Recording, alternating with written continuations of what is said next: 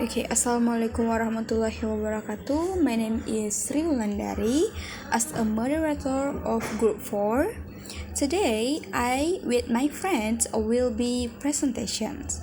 The material is dramatic poetry and lyric poetry. Before we start the presentation, I will be mention the member of Group 4. The first is Umili, the second is Wulandari, is me. The third is Novita Meigreisia, and the fourth is Rizky Hi Nur.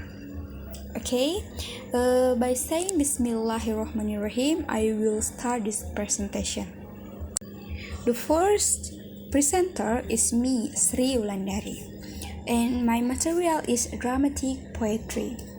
In dramatic poetry have two parts. The first part is definition of dramatic poetry, and second part is history of dramatic poetry. Okay, I will be presentation. The first material is definition of dramatic poetry. Dramatic poetry is a form of poetic composition that is written in dramatic forms, consisting of dialogue between characters, monologue, and soliloquies, conveying a story or idea through a dramatic action rather than description or narrative exposition. This form of poetry originated from ancient Greece, where it was often used in theatrical performance and religious festivals to tell the story of God and heroes. It was also used by Shakespeare in his plays such as Romeo and Juliet, where the characters express their emotions and convey the plot through poetic language. A vital component of dramatic poetry, it is use of meter and rhyme, which helps to create a dramatic and musical effect, enhancing the emotional impact of the words. Additionally, it requires a mastery of language and deep understanding of human emotion and motivation to effectively convey the character and their actions. Okay, we move to part 2, is history of dramatic poetry. Dramatic poetry originated from Sanskrit drama and Greek tragedies in the 6th and 5th centuries BCE. Drama was first invented in Athens as part of celebration honoring deities, god of fruitfulness, vegetation, wine, and revelry. The earliest dramatic poetry was performed at the Theater of Dances in Athens. During the English Renaissance in the 16th and 17th centuries, dramatic verse became more prevalent with poets and playwrights such as Ben Jonson and William Shakespeare developing new techniques. Okay, and the next material is type of dramatic poetry will be continued by my friend Umili. Okay, thank you, Sri Wulandari. So I will continue the presentation from Sri Wulandari. And then my name is Umili. My number registration is A12120166. So the next material about type of dramatic poetry. So dramatic poetry usually appears in for recognized type. The first is dramatic monologue. A dramatic monologue is a type of dramatic poetry where a character addresses another or several others and reveals something of his inner inner self in the process of the speech. A dramatic monologue always involves a single speaker on stage, and while the speaker may be talking directly to another person, we will never directly encounter them during the dramatic monologue. The dramatic monologue is used frequently in theater. We can also find example of it in poetry. And then the second type is soliloquy. Soliloquy is the word we traditionally use to refer to a monologue that is delivered when the character is alone. Um, Soliloquies tend to have the effect of making you feel like you are getting access to the characters through inner state. Uh, at the beginning of Shakespeare, Richard III, for example, Richard is delivering a soliloquy, and when he noticed that someone is coming, he says, "Dive tucks down to my soul." And then many people find that the intimacy created during a soliloquy makes it easy to empathize with the speaker, or can even make us complicit in whatever scheme the character has been plotting out loud. And then the third type is character sketch. In a character sketch, the writer is trying to arouse emotion or interest among the audience or readers toward a particular character. The reader is given a few important details about the characters that the writer considers important. These details reveal the general character and nature of the person being described. And then the last type is dialogue. Dialogue is a type of dialogue is a type of dramatic poetry when two or more characters talk to each other and give us a sense of what is going on and what is going to happen in the play. Dialogue carries the plot forward as well as give us an idea of how the characters interact with others. And then the next material about features of dramatic poetry. So dramatic poetry is written to be spoken or acted in public in front of an audience.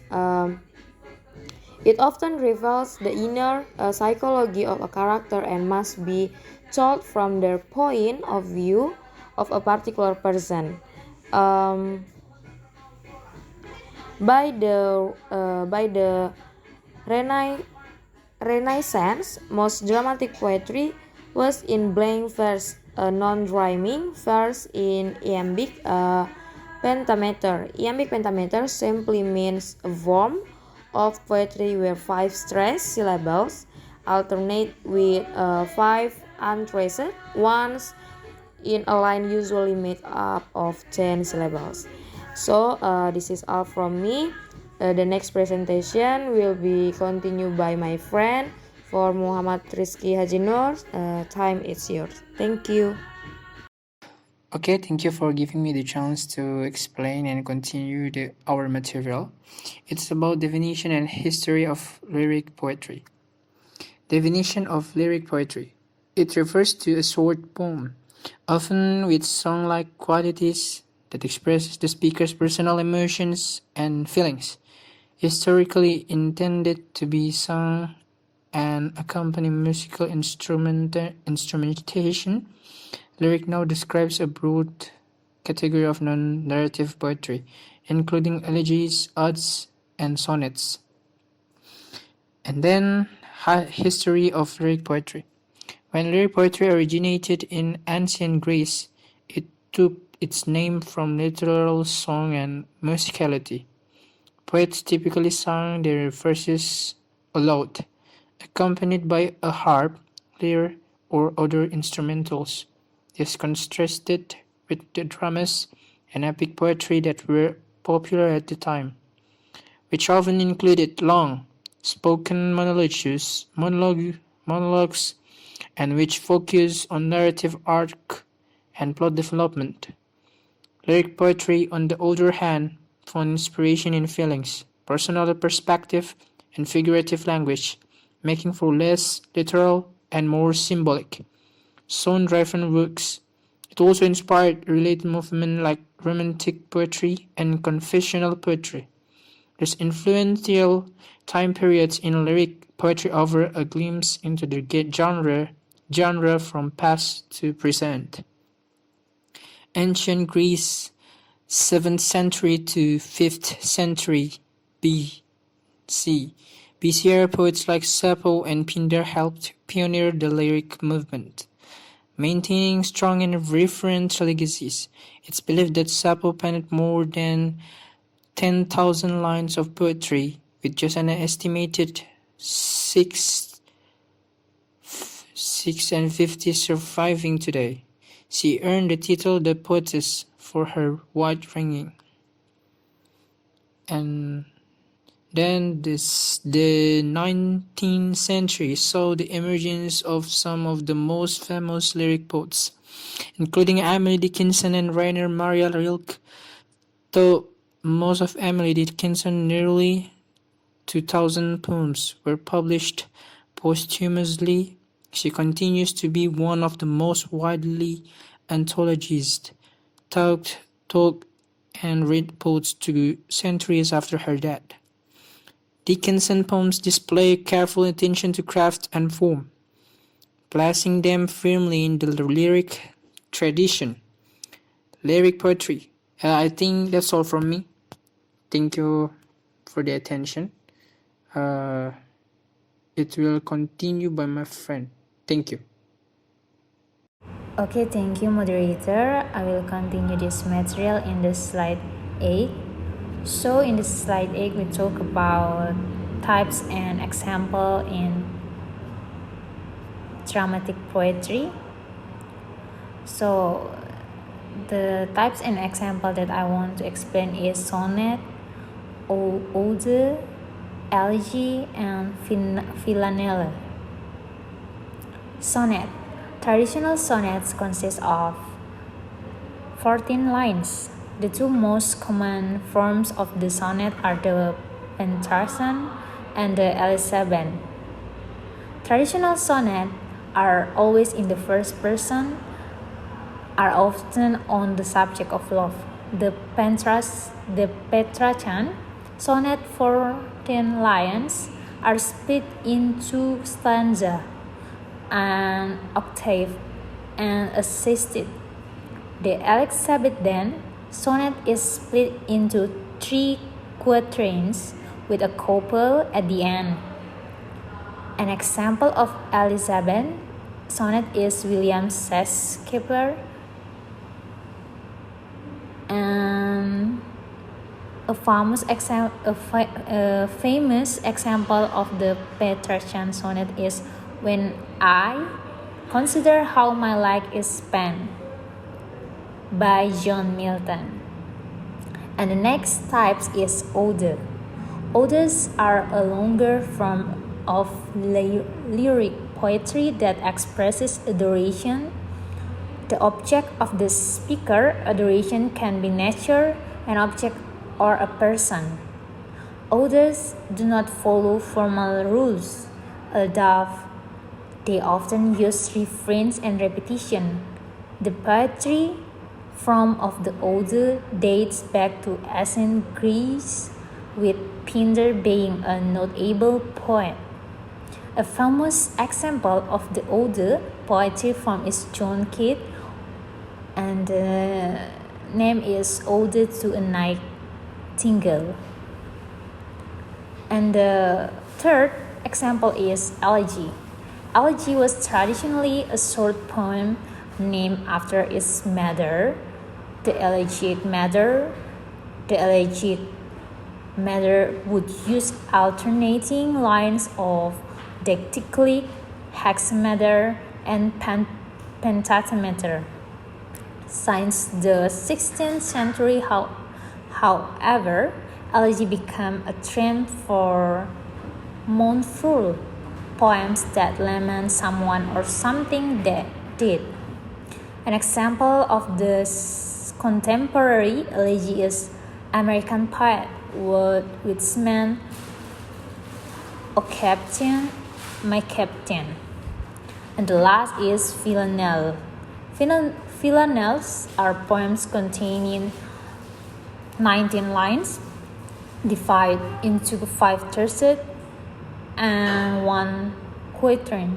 Usually at the end, they have a strict rhyme, same of ABA for the tercet and ABAA for the final quatrain. A famous example of the villanelle form is Dylan Thomas, with the name is "Do Not Go Gentle Into That Good Night." Okay, I think that's all from me. I will give it back to moderator.